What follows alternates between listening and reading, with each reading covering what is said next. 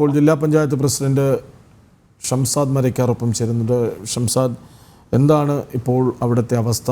രക്ഷാപ്രവർത്തനത്തിന് മുണ്ടക്കൈയിലേക്ക് എത്തിച്ചേരാൻ എല്ലാവർക്കും കഴിഞ്ഞിട്ടുണ്ടോ?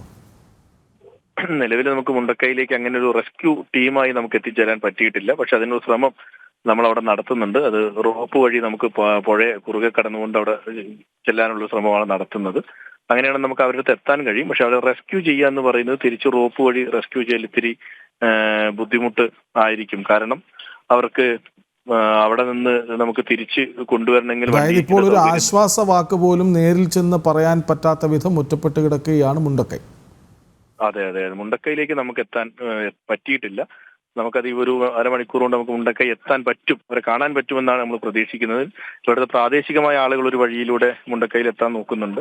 NDRFന്റെ ആളുകൾ അവർ വേറൊരു വഴിയിലൂടെയും എത്താൻ ശ്രമിക്കുന്നുണ്ട്. അങ്ങിപ്പോൾ എവിടെയാണുള്ളത്? രക്ഷാപ്രവർത്തനം എങ്ങനെയാണ് ഏകോപിപ്പിക്കുന്നത്? ഞാനിപ്പോ ചൂരൽമലയിലാണുള്ളത്. ചൂരൽമലയിൽ നമ്മളിപ്പോ റെസ്ക്യൂ ചെയ്തുകൊണ്ടിരിക്കുകയാണ്. ഇവിടെ ആളുകൾ നാട്ടുകാരുടെ വലിയ സഹായത്തോടുള്ള റെസ്ക്യൂ ആണ് നടക്കുന്നത്. ഇപ്പൊ നമുക്കിവിടെ നമ്മളുടെ കണ്ടിരുന്ന നമ്മളോട് സഹായം അഭ്യർത്ഥിച്ച് വീടിന്റെ മുകളിലും മറ്റുമൊക്കെ ഒരുപാട് ആളുകൾ ഉണ്ടായിരുന്നു. അവരെല്ലാം നമ്മൾ ഇവിടുന്ന് റെസ്ക്യൂ ചെയ്തു. കുറച്ച് കാഷ്വാലിറ്റീസ് ഉണ്ടായിരുന്നു, അത് നമ്മൾ എടുത്തു. ഇനിയിപ്പോ നമ്മൾ ഓരോ വീടെന്ന് പറയാൻ പറ്റുമെന്ന് അറിയില്ല, തകർന്നു കിടക്കുന്ന ചില അവശിഷ്ടങ്ങളുണ്ട്. അതിനകത്ത് ആരെങ്കിലും ഉണ്ടോ എന്നുള്ള ഒരു പരിശോധന ഇവിടുത്തെ ആളുകൾ നടത്തുകയാണ്. അതിൽ ആരെങ്കിലുമൊക്കെ ഉണ്ടെങ്കിൽ അവരെ കൂടി റിക്കവറി ചെയ്യുന്ന ഒരു പ്രവർത്തനമാണ് ഇപ്പോൾ നമ്മൾ ചൂരൽമലയിൽ കോർഡിനേറ്റ് ചെയ്യുന്നത്. ഈ NDRF സംഘം നിങ്ങൾക്ക് അടുത്തുണ്ടോ? NDRF സംഘം ഇല്ല, NDRF തൊട്ടപ്പുറത്താണ്. അവർ മുണ്ടക്കൈയിലേക്ക് പ്രവേശിക്കാൻ വേണ്ടിയിട്ടുള്ള ശ്രമമാണ് നടത്തുന്നത്. അതായത് ഇതൊരു വലിയ പരിസ്ഥിതി ലോല മേഖലയാണെന്ന് മനസ്സിലാക്കുന്നു. കാര്യം പുത്തുമല വളരെ അടുത്താണല്ലോ, അത് കഴിഞ്ഞ് ചൂരൽമല, അത് കഴിഞ്ഞ് മുണ്ടക്കൈ.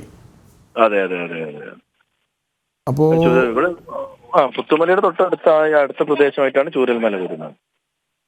അപ്പോ ഈ തോട്ടം തൊഴിലാളികളെ കാണാനില്ലെന്ന വാർത്തകൾ വരുന്നുണ്ട്, മറ്റ് നിരവധി കുടുംബങ്ങളെ കാണാനില്ലെന്ന വാർത്തകൾ വരുന്നുണ്ട്. ഇതിലൊക്കെ എന്തെങ്കിലും സ്ഥിരീകരണമുണ്ടോ, അതോ വെറുതെ ആശങ്ക ആരെങ്കിലും ഒക്കെ പരത്തുന്നതാണോ? അവിടുത്തെ ഞാൻ തുടക്കത്തിൽ അതാണ് പറഞ്ഞത്, നമുക്കൊരു മുണ്ടക്കൈയുടെ ചിത്രം നമുക്ക് ലഭ്യമല്ല. ആളുകൾ പല രീതിയിൽ നമ്മളോട് സംസാരിക്കുന്നുണ്ട്. പക്ഷെ അതിൽ പല ആളുകളും സേഫാണ്. അവര് ഒരു സ്ഥലത്ത് സ്റ്റക്കായി നിൽക്കുന്നുണ്ടെങ്കിൽ പോലും ഒരു വീട്ടിലോ അല്ലെങ്കിൽ ബംഗ്ലാവിലോ റിസോർട്ടിലോ എവിടെയെങ്കിലും അവർ സേഫായി നിൽക്കുന്നുണ്ട് എന്നുള്ളതാണ്. പക്ഷെ അവിടെ കലാമിറ്റീസ് ഉണ്ടായിട്ടുണ്ട് എന്നുള്ളത്. പക്ഷെ എത്ര വീടുകൾ പോയി, എവിടെയൊക്കെ പോയി, എങ്ങനെയാണ് അവിടുത്തെ ഒരു ചിത്രം എന്നുള്ളത് നമുക്ക് മനസ്സിലായിട്ടില്ല. കാരണം ചൂരൽമലയിൽ നമുക്കൊരു എക്സാക്ട് ചിത്രമുണ്ട്. കാരണം മുകളിൽ നിന്നാണ് ഫ്ലഡ് ചെയ്തത് താഴെ വെള്ളാർമല സ്കൂൾ വരെയാണ് ഫ്ലഡ് ചെയ്തത്. അത് നമുക്കറിയാം. അവിടെ നിന്ന് വെള്ളം പുഴയിലൂടെ പോയത് കൊണ്ട് അവിടെ കാഷ്വാലിറ്റി ഉണ്ടായിരുന്നു. അവിടെ നമുക്ക് 2 ഡെഡ് ബോഡി നമ്മൾ റിക്കവർ ചെയ്തു പുഴയ്ക്ക് അക്കരെ. അപ്പൊ അതിലൊരു നമുക്ക് ആ സ്ഥലത്തെ കുറിച്ച് ധാരണയുണ്ട്, എത്രത്തോളം എവിടെ വരെ എന്നുള്ളത്. അതായത് ചൂരൽമലയിലെ കാര്യങ്ങൾ കൃത്യമായി രക്ഷാപ്രവർത്തനം അവിടെ നടക്കുന്നുണ്ട്, വളരെ വ്യക്തമാണല്ലേ? അതെ, മുണ്ടക്കൈയിലേക്ക് നമ്മൾ എത്തിച്ചേരണം ഒരു റെസ്ക്യൂ ടീം. അല്ലെ, ഈ മുണ്ടക്കൈ മേഖല ആകെ പ്രശ്നത്തിലാണോ? ഞാൻ നേരത്തെ മറ്റൊരാൾ അവിടെ നിന്ന് ചേർന്നപ്പോഴും ചോദിച്ചതാണ്. അതായത് അതിനുള്ളിൽ എന്തെങ്കിലും സുരക്ഷ ഒരുക്കാൻ, അവിടെ ബാക്കി നിൽക്കുന്നവർക്ക് ഒരു സുരക്ഷ ഒരുക്കാനുള്ള സംവിധാനം ഈ മുണ്ടക്കൈക്കകത്തുണ്ടാകാൻ സാധ്യതയുണ്ടോ? ഇല്ല, മുണ്ടക്കൈക്കകത്ത് നമുക്ക് ഉണ്ടായിരുന്നത് സ്കൂളാണ്, ഹോസ്പിറ്റലാണ്.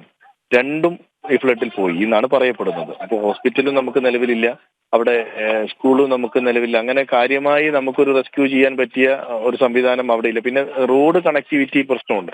പ്രാദേശികമായ റോഡുകളൊക്കെ തകർന്നിട്ടുണ്ട്. അപ്പോൾ ഒറ്റപ്പെട്ട് നിൽക്കുന്ന ആളുകളെ റിക്കവറി ചെയ്യാൻ നമുക്ക് ആ വാഹനം ഉപയോഗിക്കാൻ പറ്റാത്തൊരു സാഹചര്യം നിലവിൽ മുണ്ടക്കൈയിലാണ്.